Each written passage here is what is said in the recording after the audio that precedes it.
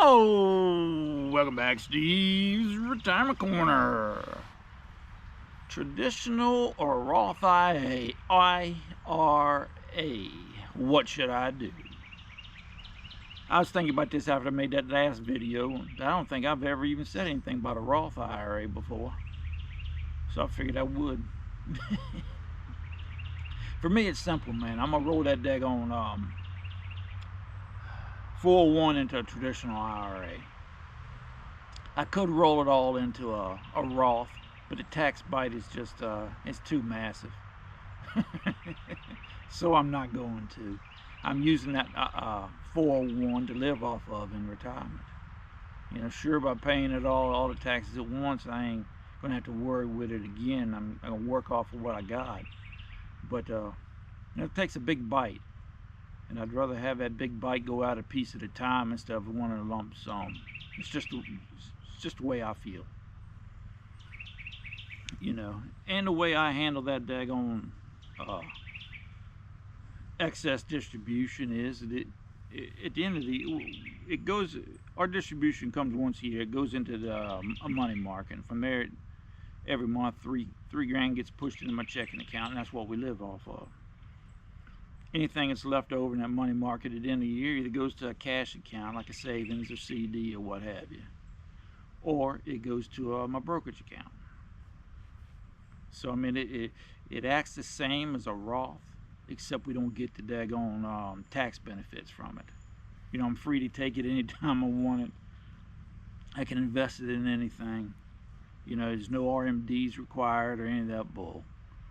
It's just we don't get the tax benefits from it, which to me is not that big a deal, because you know, we gamed it out before I retired. We had our accountant and financial guy try to game it out the best they could with what information you got right now. Ain't no telling what's going to happen in 30 years. But we're going to be in the bottom two tax brackets right on through retirement, whether we take required minimum distributions or not, because we just don't have that much income.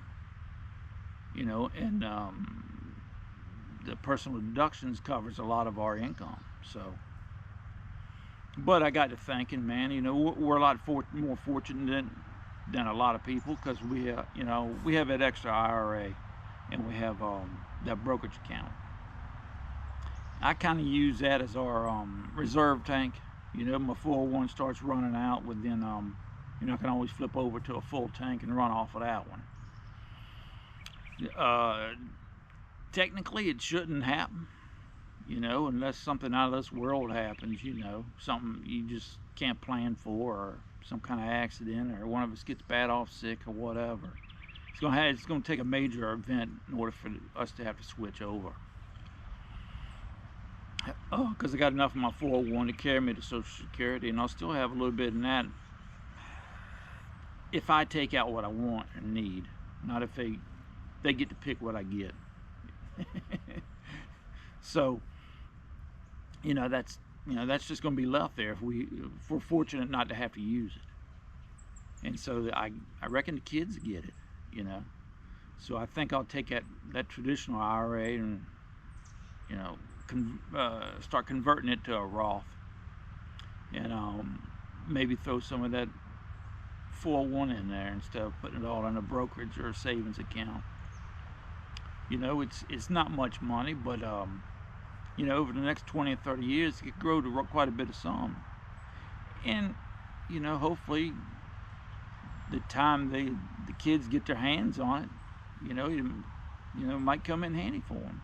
It might be something that'll help them retire, or help them put a kid through school, or help them pay their mortgage off, or whatever, you know.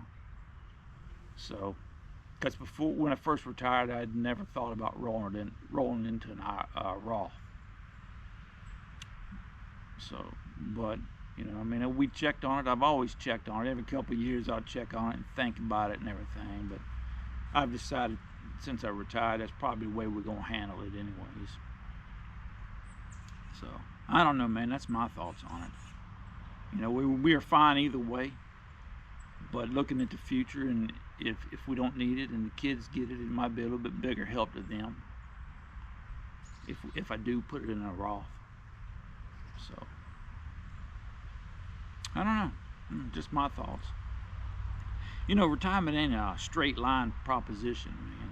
You know, there's always constantly something to tinker with and adjust on, you know.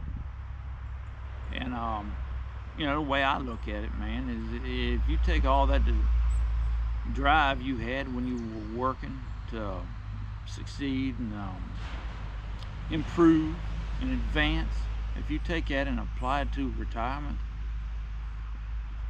ought to be a piece of cake for you. That's why I always think that, hey man, if I can figure this stuff out, a flunky like me, you know, with a little help. Now I get quite a bit of help. I not to say little, and I've been awful lucky, fortunate over the years. That I mean, heck, anybody ought to be able to do it. But anyways, man, y'all take care of yourselves and enjoy the rest of your week best you can, and we'll talk to you later.